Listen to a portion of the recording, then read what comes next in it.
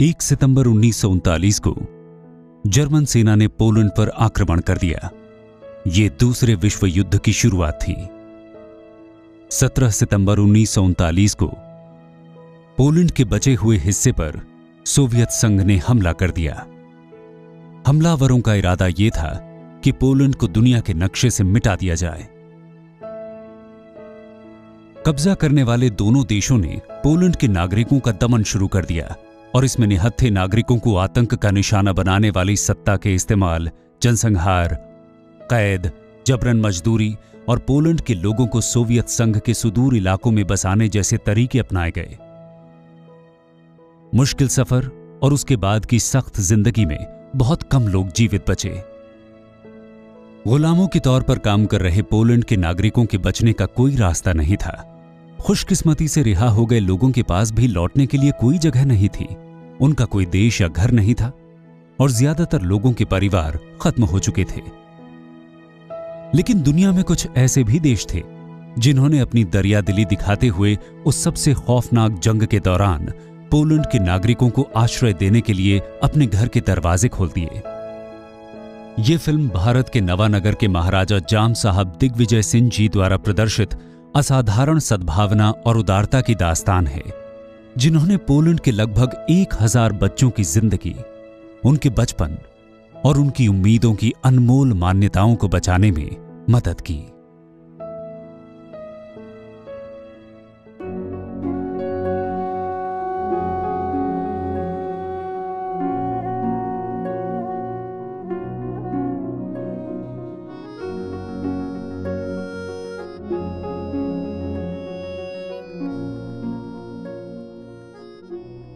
मैं यहाँ इस जमीन पर चौथी बार आया हूँ और पता नहीं, लेकिन ये शायद आखिरी बार हो, पर ये जगह हमेशा मेरे दिल में बसी रहेगी।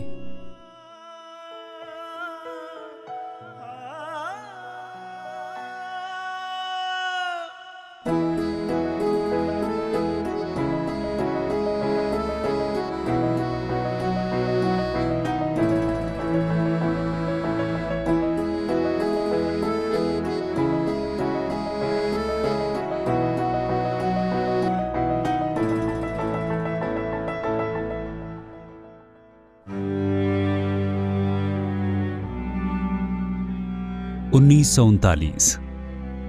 इतिहास और इतिहासकारों की याददाश्त में यह साल बहुत गहराई से नक्श है।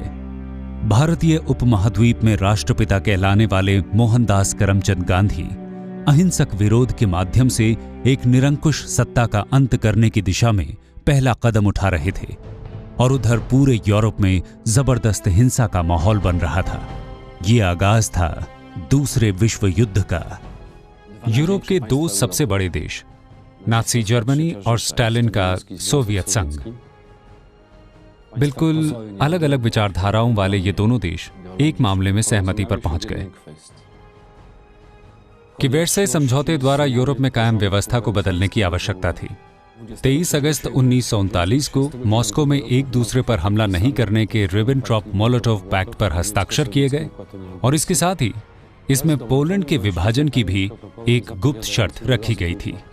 1 सितंबर 1939 को नाज़ी थर्ड राइख ने पोलैंड पर हमला कर दिया और 17 सितंबर को सोवियत संघ ने भी पोलैंड पर आक्रमण कर दिया।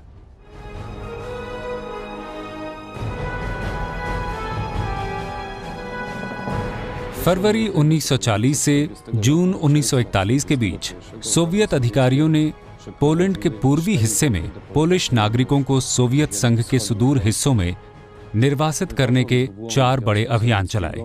इसकी चपेट में आए पोलैंड के नागरिकों की संख्या सोवियत संघ के अनुसार 3,25,000 से ज्यादा और पोलैंड के मुताबिक इससे कई गुना ज्यादा थी।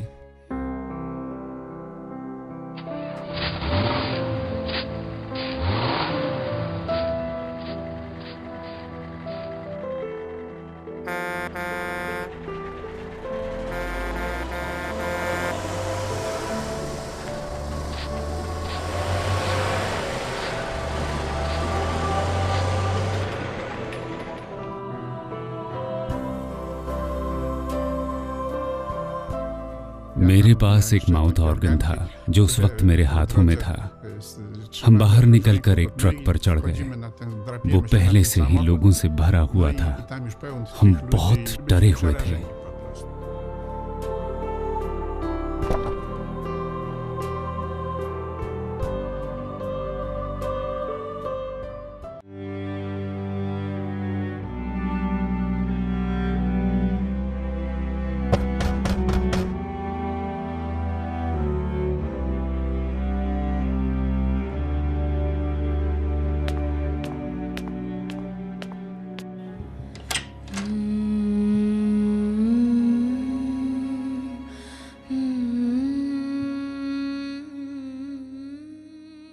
मुझे पता चला कि मेरे पिता की मृत्यु हो गई थी और तब से आज तक मैंने कभी वो प्रार्थना नहीं की जिस पर मुझे भरोसा था कि उससे मदद मिलेगी।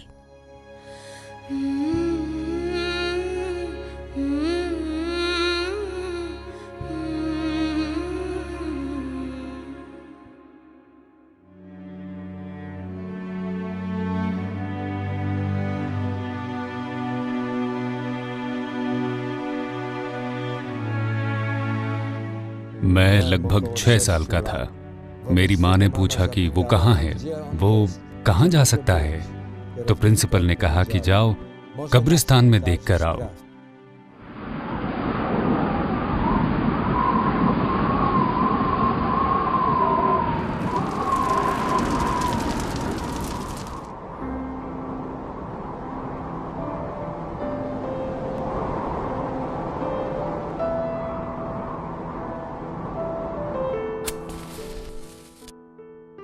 मैं किसी तरह से चुपके से एक खुली खिड़की के पास पहुंचने में कामयाब हो गया। मैंने आखिरी बार अपनी मां को उसी वक्त देखा था।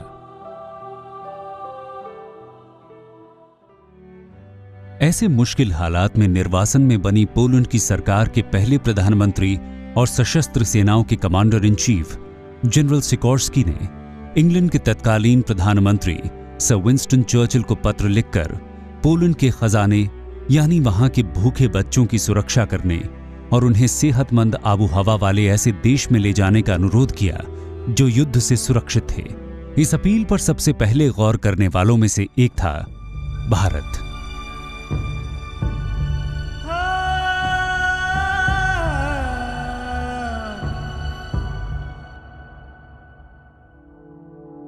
इन छोटे छोटे मासूम बच्चों की पुकार भारत में गुजरात के काठियावाड़ प्रायद्वीप में एक रियासत नवानगर के महाराजा जाम साहब दिग्विजय सिंह जी ने सुनी। भारत शौर्य और परंपराओं के समृद्ध इतिहास वाला देश है जो अपने मेहमानों को भगवान मानता है। मैं महाराजा के लिए पोलैंड में चर्चित नाम द गुड महाराजा यानी अच्छे महाराजा का इस्तेमाल करना चाहूंगा। वो चेंबर ऑफ इंडियन प्रिंसेस की अगुवाई कर रहे थे और ब्रिटिश इंपीरियल वॉर कैबिनेट के सदस्य थे। और इसी हैसियत में उन्हें पता चला कि सोवियत संघ से दसियों हजार पोलिश शरणार्थियों को निकाला गया है और उनकी स्थिति बेहद खराब थी। पोलैंड और खासकर इस सबसे भयानक युद्ध में बहुत दुखद स्थिति में अपना बचपन बिता रहे बच्चों की दुर्दशा से द्रवित और दुखी होकर मैं किसी तरीके से मदद करना चाहता था और युद्ध की बदहाली से दूर एक देश में उन्हें शरण देकर उनकी स्थिति में सुधार लाना चाहता था। मुझे बहुत खुशी है कि मुझे इन बच्चों के कष्टों का निवारण करने का अवसर मिला और मुझे पोलैंड राष्ट्र और दमन के खिलाफ उसके लगातार जारी संघर्ष से सहानुभूति है। एक ऐसा राष्ट्र जिसने इतनी बहादुर संतानें पैदा की हैं। मेरे पिता को पोलैंड की राजनीति में गहरी दिलचस्पी थी और अब पोलैंड इतने शौर्य के साथ संघर्ष कर रहा है। पोलैंड के सैनिक सभी मोर्चों पर लड़ रहे हैं और जब 10 लाख से ज्यादा पोलिश नागरिक पूरी दुनिया में बिखरे हुए हैं, तब मैं इन बच्चों को बचाने के लिए हर मुमकिन कोशिश कर रहा हूं, क्योंकि इतनी मुश्किलों से गुजरने के बाद जरूरी है कि वो अपनी सेहत और ताकत फिर से हासिल कर लें, ताकि भविष्य में वो स्वतंत्र पोलैंड में अपने कर्तव्यों का निर्वाह कर सकें। युद्ध से बेहाल पोलैंड और साइबेरिया के श्रम शिविरों के शरणार्थी गुलाम बन चुके बच्चे न सिर्फ अपनी पहचान खो रहे थे, बल्कि उन्होंने अपना घर भी खो दिया था। महज 10 साल की उम्र के कुछ बच्चे अपने भाई बहनों के साथ अलग अलग समूहों में हजारों मील की लंबी और कठिन यात्रा के बाद रूस से ईरान, अफगानिस्तान और आज के पाकिस्तान से गुजरते हुए भारत में उस ठिकाने पर पहुंचे जहां उनकी सही तरीके से देखभाल हो सकती थी।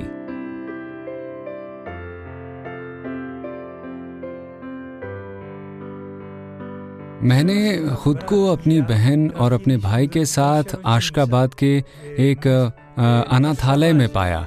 फिर अनाथालय के दूसरे बच्चों के साथ हम मशाद पहुंचे। फिर एक रात मेरा छोटा भाई वहां से अचानक ही गायब हो गया। हम उसे ढूंढ रहे थे कि चेसेक कहाँ गया, और तभी ड्राइवर उसे वापस हमारे पास ले आया।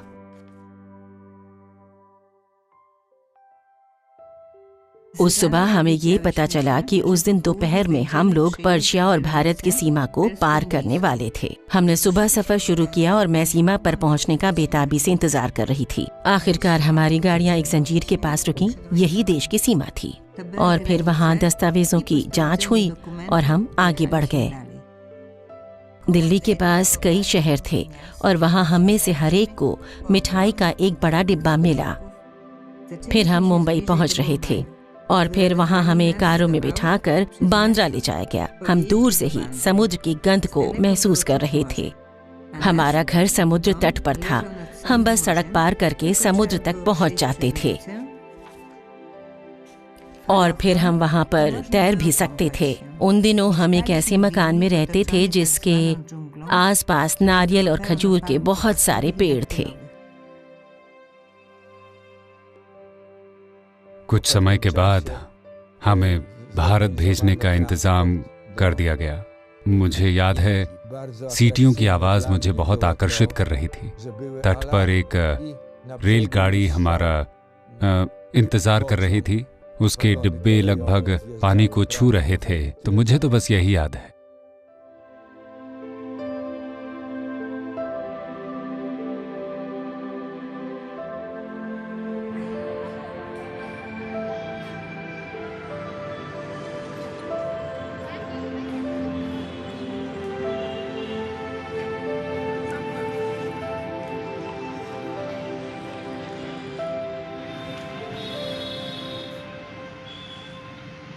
पूरी ट्रेन में ये खबर फैल गई कि हम अपने लक्ष्य तक पहुंच गए हैं। हम फटाफट उतरे क्योंकि ट्रेन में कुछ दिन बिताने के बाद हम बेचैन थे। लेकिन हमारे पास सोचने का वक्त नहीं था क्योंकि अभी हमें लगभग 30 किलोमीटर का सफर और तय करना था। लेकिन ये हमारे पहले के 2000 किलोमीटर के सफर के मुकाबले कुछ भी नहीं था। बहरहाल अब हम सब ये देखने को उत्सुक थे कि आगे क्या होने वाला है, इसलिए हम वहां खड़ी फौजी गाड़ियों में बैठ गए। उस गाड़ी में नौसेना की वर्दी पहने भारतीय सैनिक थे और बाद में यही सैनिक हमारे बहुत अच्छे दोस्त बन गए। जब बच्चों को ट्रकों में भरकर तुर्कमेनिस्तान में आशकाबाद से पर्शिया होते हुए भारत ले जाया जा रहा था, तब यादविका की मां को लगा कि वो भी उनके साथ जाएगी, लेकिन वो नहीं जा सकी और ऐसे में यादविका को अकेले ही जाना पड़ा। यशी की माँ के साथ भी ऐसा ही हुआ। उन्हें वहीं रूस में ही रुकना पड़ा, जबकि मैं और यशी भारत चले गए। मंदिर ये जोने दिन तक भागे से ढोल, मंदिर ये जोने दिन तक भागे से ढोल। माड़ी नी पाड़े सोनी रो जावे, माड़ी नी पाड़े सोनी रो जावे। डूड़ी ते नकड़ी लावे रे लोट, डूड़ी ते नकड़ी लावे रे लोट। माँ खोड़ल ना मंदिर ये जोने दिन तक भागे से ढोल। माया माना मंदिर ये जोने। मानवीय संवेदनाओं की परंपरा वाले गुजरात राज्य में जामनगर से 25 किलोमीटर दूर बालाचढ़ी में जाम साहब ने लगभग 1000 पोलिश बच्चों के लिए एक कैंप बनवाया, जहां से वो 1942 से 1946 तक रहे।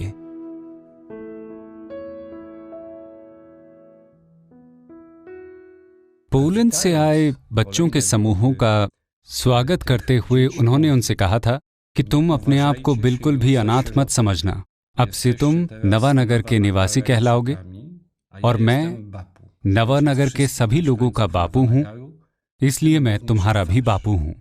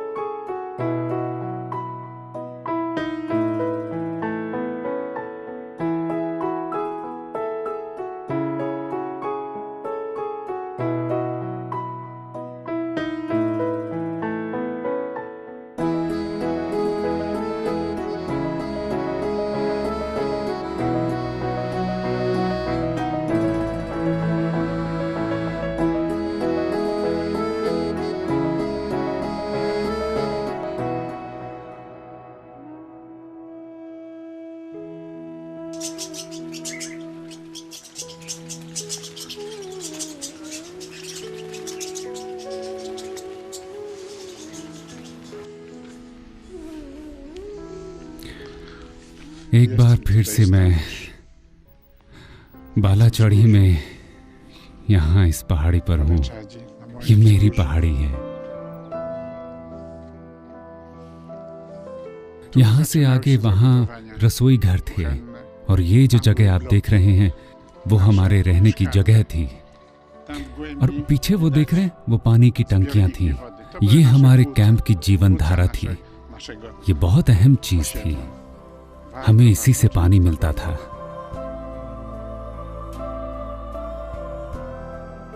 मुश्किल सफर को अकेले झेलकर बालाचढ़ी में बापू की सुरक्षा में पहुंचे 2 किशोरों के लिए जिंदगी प्यार का एक बिल्कुल अलग नगमा लिख रही थी। मुझे तो उसकी हर चीज अच्छी लगती थी, क्योंकि वो पहली लड़की थी जिसके लिए मुझे दिलचस्पी पैदा हुई थी। लेकिन मैं उसे पसंद करता हूँ, उसे प्यार करता हूँ, ये बताने की हिम्मत मैं 1995 में ही जुटा पाया। अब देखिए, उस वक्त मैं शादीशुदा था, वो उस समय अकेली थी और शायद वो एक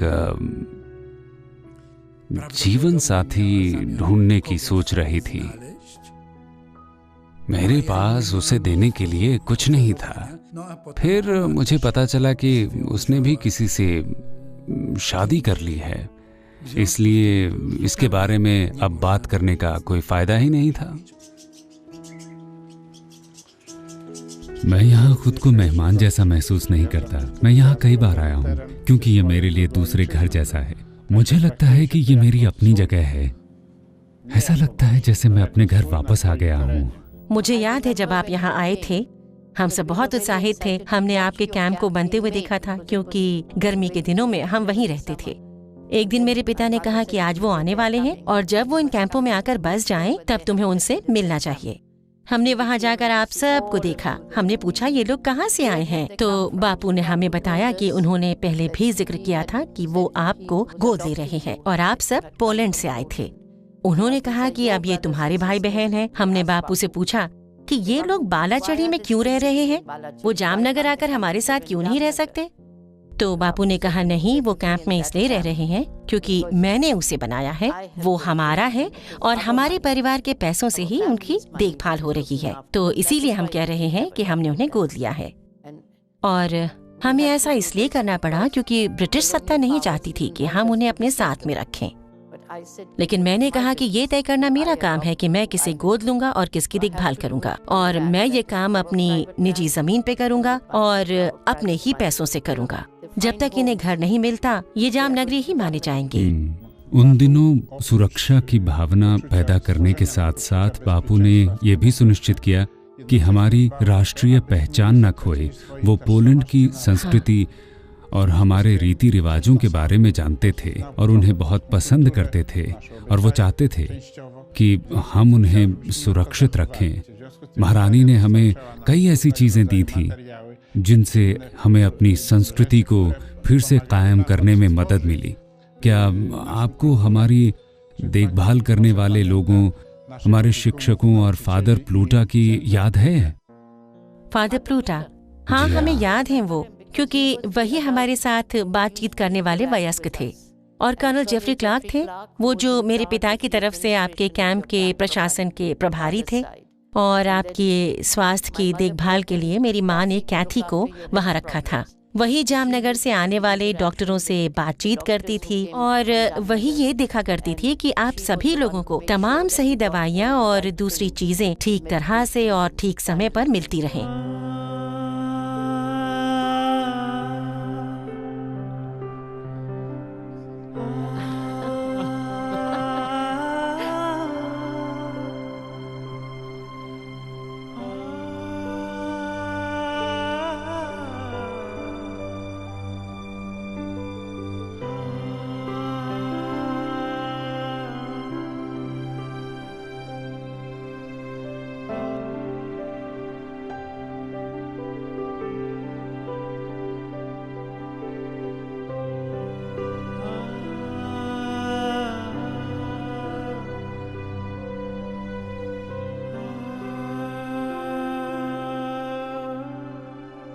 आश्रय और कपड़ों के साथ साथ जाम साहब पोलैंड के इन बच्चों की अगली पीढ़ी के लिए स्वस्थ शरीर और मन के विकास में व्यक्तिगत रुचि लेते थे। जब बच्चे बालाचढ़ी में पहुंचे तो उन्हें खाने को कुछ दिया गया। महाराजा ने देखा कि बच्चे मुंह बना रहे थे क्योंकि उनके लिए खाना बहुत मसालेदार था। इसलिए उन्होंने कहा, चिंता मत करो। तो उन्होंने हमारे लिए गोवा से 7 रसोइये बुलवाए।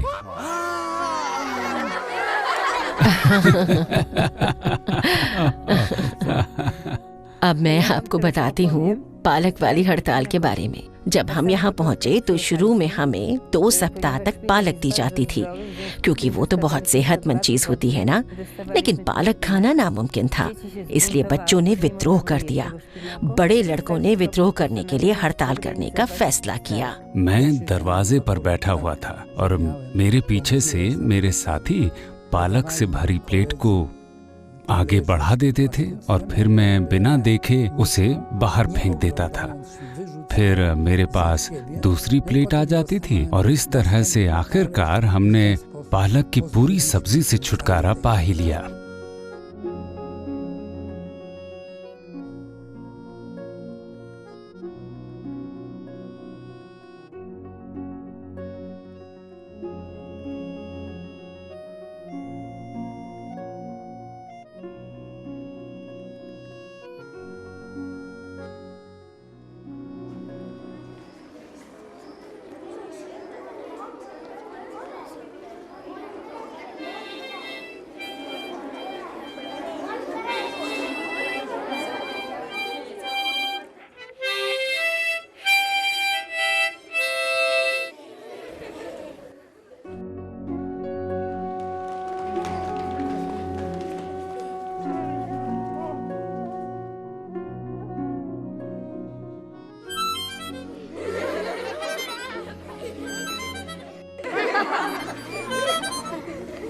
ये मेरी क्लास है। मैं यहाँ खड़ा हूँ। मैं शायद 15 साल का था तब, और ये स्कूल का ऑर्केस्ट्रा ग्रुप था बालाचढ़ी 1945। मैं यहाँ खड़ा हूँ और ये हमारे भारतीय शिक्षक थे। हमारी कॉलोनी में स्कूल बनाने के लिए कमरे नहीं थे, तो महाराजा ने अपना गेस्ट हाउस दे दिया और कहा कि इसे स्कूल के रूप में इस्तेमाल कर लो। हमारे क्लासरूम में महाराजा और महारानी द्वारा दी गई टेबल और बेंच लगाई गई थी। हमारे पास लिखने के लिए कॉपियां तो आ गई थी, लेकिन उस वक्त हमारे पास पढ़ने के लिए किताबें नहीं थी। कुछ समय के बाद हमें किताबें मिली तो जरूर, लेकिन वो कम थी, तो उन्हें हर चीज याद करनी पड़ती थी या फिर लिखनी पड़ती थी। इसीलिए ऊंची कक्षाओं में बच्चों ने अपनी मदद खुद करने का अभियान शुरू किया और हम अपनी लिखावट में किताबों की नकल बना लेते थे ताकि बाकी बच्चे हाथ से लिखी उन किताबों का इस्तेमाल कर सकें।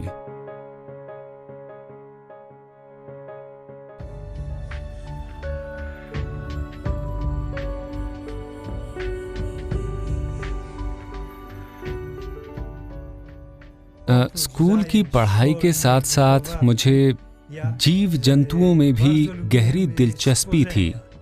मैं अपने लिए पालतू जीव जंतु हासिल करने के लिए खुद पेड़ों पर चढ़कर तोते के बच्चे उतार लाता था। मैं कबूतर के भी ऐसे बच्चे ले आता था जिन्हें ठीक से उड़ना भी नहीं आता था। हम उनकी चोंच खोलकर उन्हें खाना देते थे। हम छोटी गिलहरियां भी पकड़ कर लाते थे और आई ड्रॉप के लिए इस्तेमाल होने वाले ड्रॉपर से उन्हें दूध पिलाते थे। मुझे अब भी उस पिंजरे की याद आती है। अगर कोई उसे ढूंढकर पोलैंड ला सके तो मुझे खुशी होगी। सीखने की दिलचस्पी और मौके सिर्फ किताबों तक सीमित नहीं थे। जाम साहब ने उनके सर्वांगीण विकास के लिए इंतजाम किए थे, जो अतीत की उनकी कमियों को दूर करने की कोशिश थी। वहां रेत में पानी के बहाव से नहरें जैसी बन जाया करती थी, जो 5 या 10 मीटर चौड़ी होती थी। मैं उनमें तैरने का अभ्यास करता था और मुझे याद है जब एक बार मैंने ऐसी ही 10 मीटर चौड़ी नहर को पार किया तो बालाचड़ी में तैराकी की वो मेरी पहली जीत थी।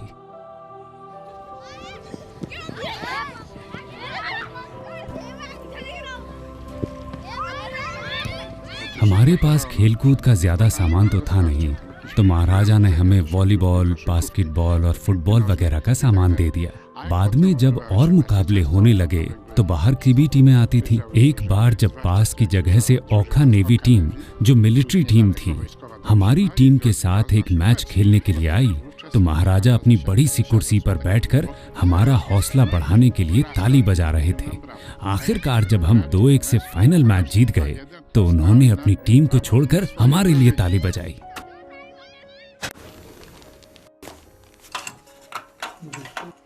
अच्छा बताओ, इससे क्या बन सकता है? कुछ बना सकते हो?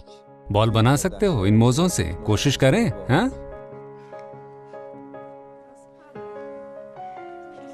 लाओ बनाते हैं। बालाचड़ी में रहने के शुरुआती दिनों में हमारे पास बॉल नहीं हुआ करती थी।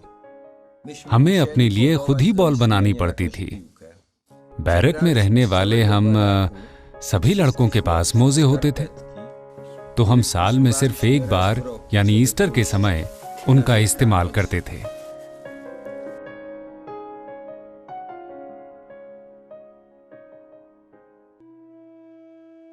मेरी दिलचस्पी स्काउटिंग में थी, लेकिन मैं बहुत कमजोर था और बचपन की बीमारियों की वजह से मैं जंग से पहले उसमें शामिल नहीं हो पाता था। बालाचड़ी में मैं इतना सेहतमंद हो गया था कि मैं स्काउट में शामिल होने का अपना वो सपना पूरा कर सका।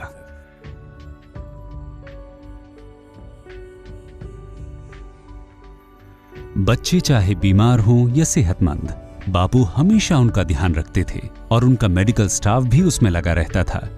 डॉक्टर अमृतलाल अशानी और दवासाज अनंत जोशी को सब बहुत प्रेम से याद करते हैं।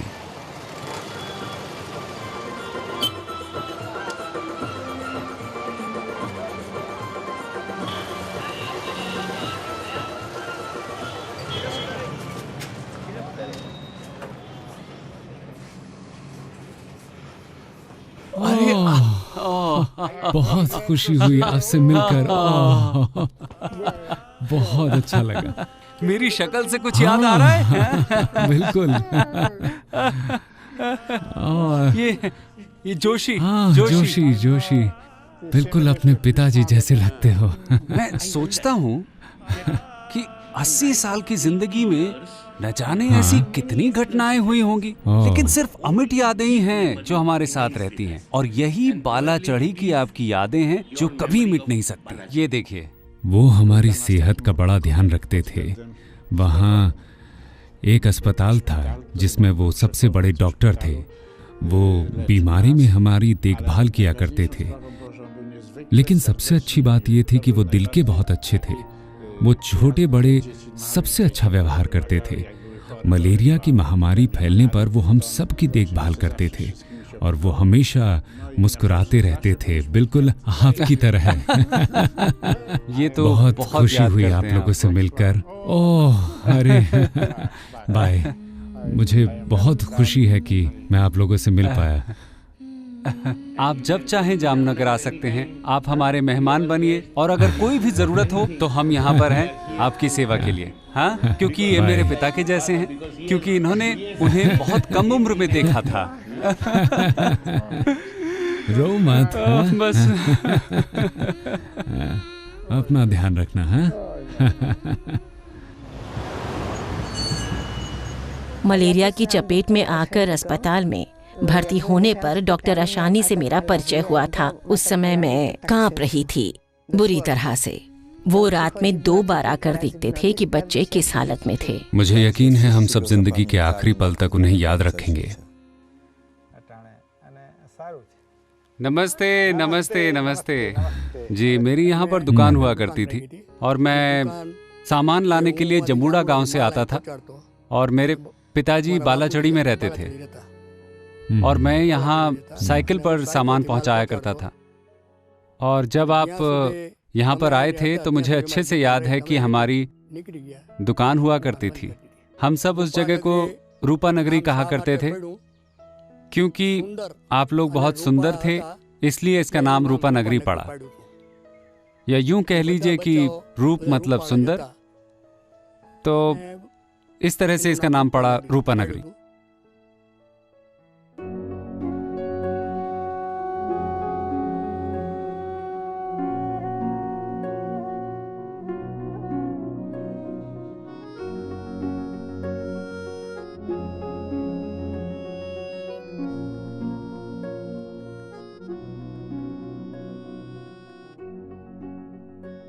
मेरी सबसे अच्छी यादें ग्रीष्म आवास की नहीं हैं, बल्कि जामनगर के उस महल की है जहां महाराजा के गैराज थे। वहां दर्जनों कारें हुआ करती थी। मुझे और मेरे दोस्तों को उन गाड़ियों में गहरी दिलचस्पी थी। कुछ गाड़ियां खासतौर पर महाराजा के घर की महिलाओं के लिए हुआ करती थी। वो इस मामले में सबसे अलग थीं कि बाहर से देखने पर उसके शीशे में सिर्फ अपनी शक्ल दिखाई देती थी, जबकि भीतर से देखने पर आम शीशे की तरह बाहर के दृश्य देखे जा सकते थे। मैंने इस तरह का शीशा जिंदगी में पहली बार वहीं देखा था।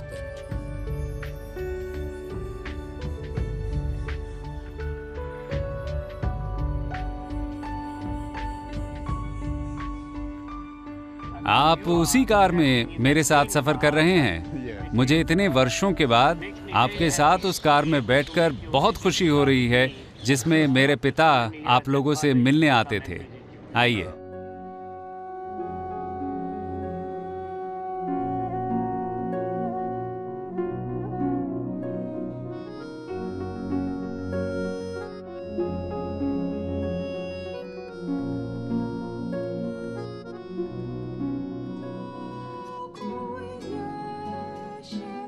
हम लोग बहुत कम उम्र के थे, यानी मैं, मेरे चचेरे भाई बहन और हमारे सभी पोलिश दोस्त जो क्रिसमस की पार्टियों में शामिल हुआ करते थे।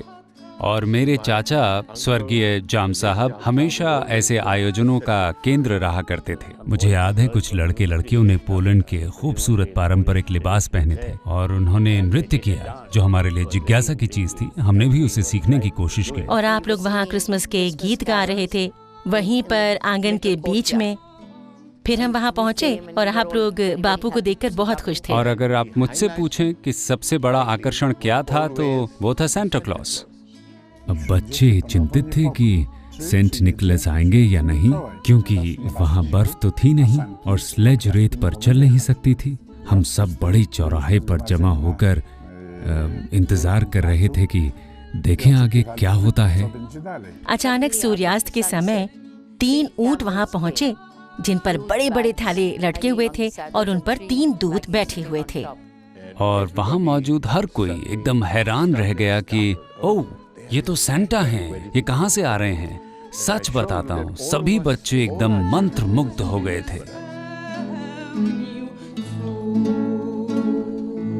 मुझे महाराजा के ग्रीष्म आवास में उनसे हुई सबसे अच्छी मुलाकातें आज भी याद हैं।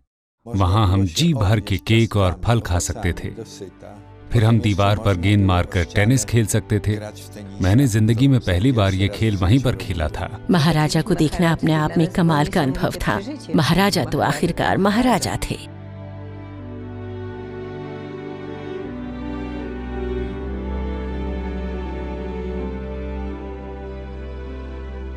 ये सब कुछ मुझे सपने जैसा लगता है। मैं सबसे पहले इस घर में लगभग 70 साल पहले आया था। इसके बाद मैं 2 बार और यहाँ आया हूँ।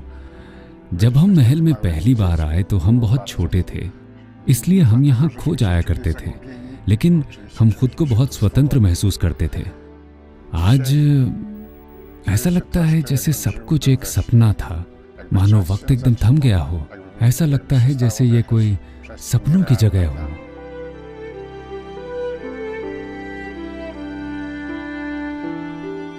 पोलैंड में बने गुड महाराजा स्क्वायर और जाम साहब के नाम पर स्थापित स्कूलों ने उनकी अनुकंपा और उदारता की स्मृतियों को उसी परंपरा में आभार और आदर के साथ जीवित रखा है।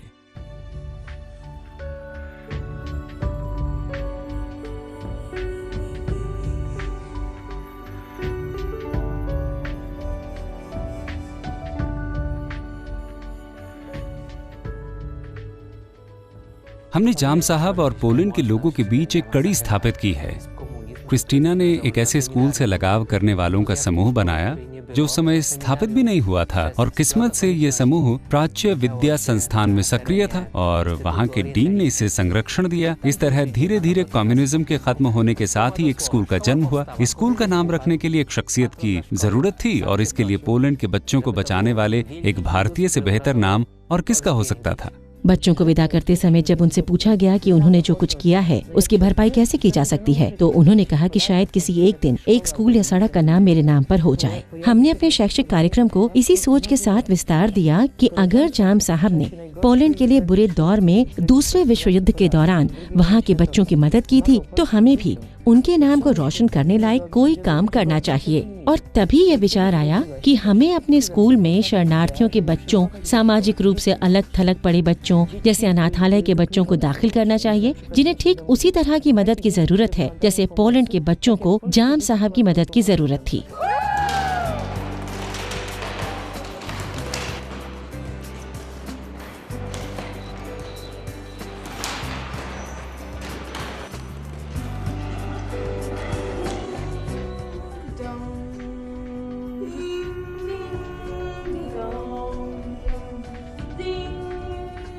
इस साल अपने स्कूल के एक संरक्षक यानी साहसी और शानदार महाराजा की याद में हमने महान भारतीय लेखक टैगोर का एक नाटक मंचित करने का फैसला किया है, क्योंकि ये बिल्कुल अनोखा और शानदार नजारा होगा।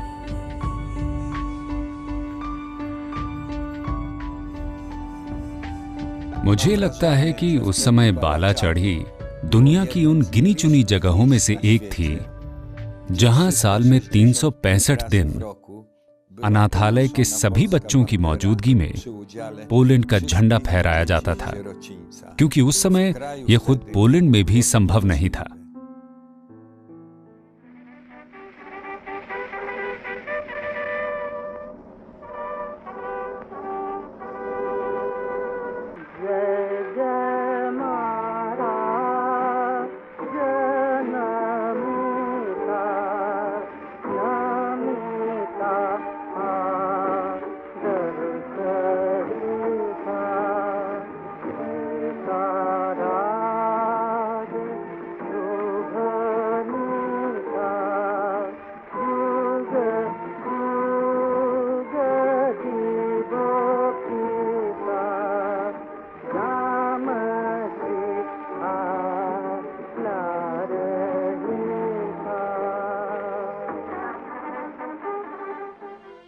सोवियत संघ के लोगों ने मेरे पिता की हत्या कर दी थी। भारत में महाराजा जाम साहब एक तरह से हमारे दूसरे पिता बने। मानवता तो देखिए एक ही है, और जो लोग मानवता को बांटते हैं जाति, धर्म और राष्ट्रीयता के आधार पर, वो लोग असल में ईश्वर के अनमोल उपहार को नष्ट कर रहे हैं। मानवता ही मनुष्य को खुशहाल जिंदगी जीने की क्षमता देती है। पेशे से एक इतिहासकार होने के नाते मेरी दिलचस्पी आधुनिक इतिहास में है, और वो भी खास तौर पर दूसरे विश्व युद्ध के बारे में। मुझे इस बात का पूरा यकीन है कि फिलोसोफर एल्बर्ट श्वार्ज़कर की कही ये बात 100% सही थी कि जंग की हर कब्र दरअसल हमें सही मायने में शांति की दुहाई देती है। यूरोप में युद्ध खत्म हो जाने के बाद भी पोलैंड में कम्युनिस्ट शासन था। भारत स्वतंत्रता प्राप्त करने के करीब था, और जाम साहब समेत सभी महाराजाओं के सामाजिक रुतबे में काफी कमी आ गई थी। 1943 से भारत में वलीवादे में पोलैंड के शरणार्थियों के लिए एक पोलिश कॉलोनी कायम थी, जिसमें बापू के कुछ बच्चे भी 1946 से 1948 तक रहे।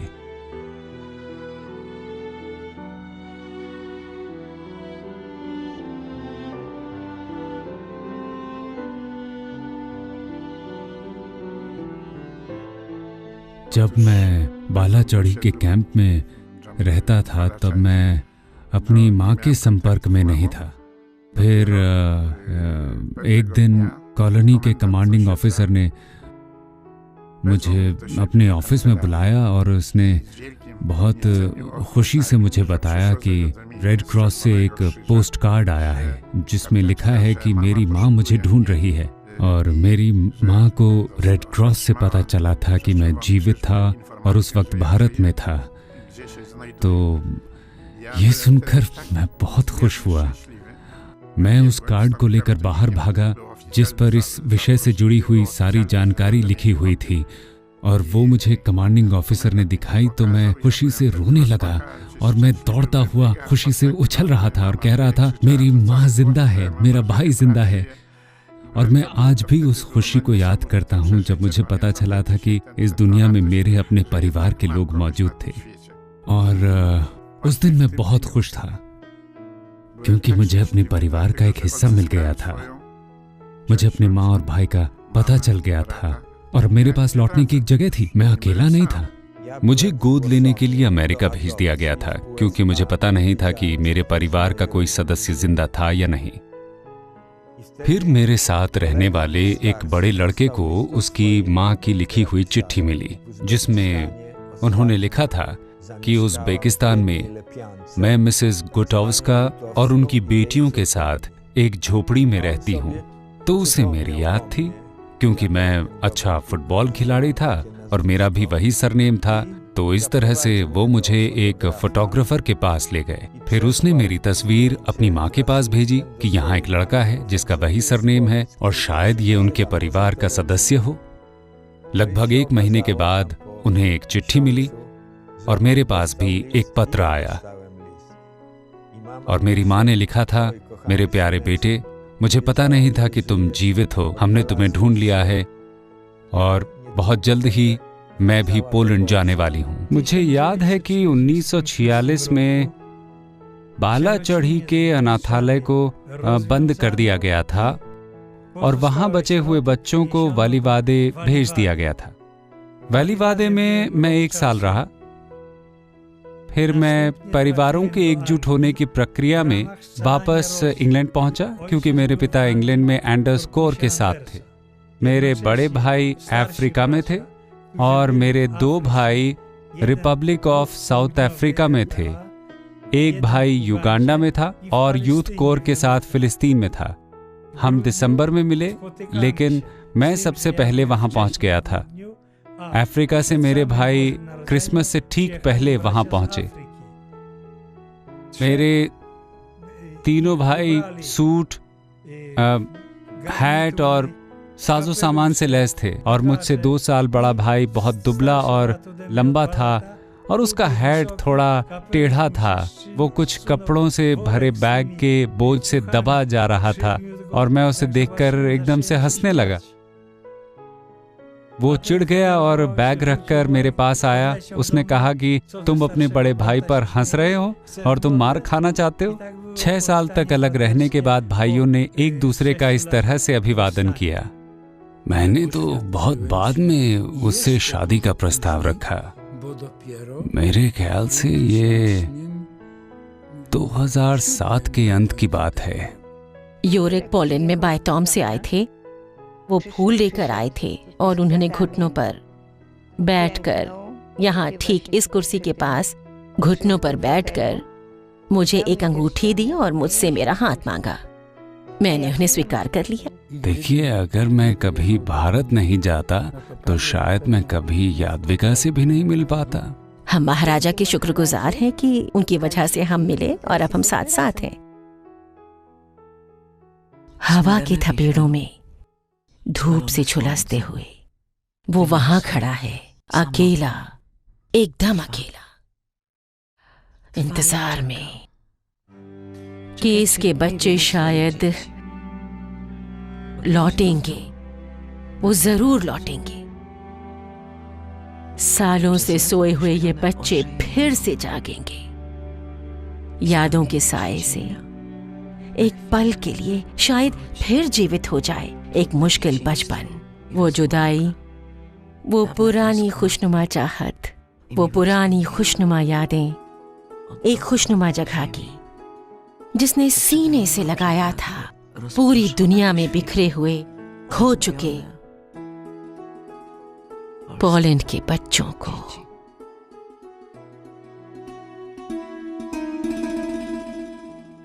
मैं हमेशा पोलैंड के प्रति वफादार रहूंगा और हमेशा आपके देश के भविष्य से हमदर्दी रखूंगा। मुझे यकीन है कि पोलैंड स्वतंत्र होगा और आप दमन से मुक्त अपने देश में अपने घर लौटेंगे। जब तक पूरी दुनिया में मशहूर पोलिश जज्बा कायम है, तब तक आपके देश की स्वतंत्रता भी पक्की है।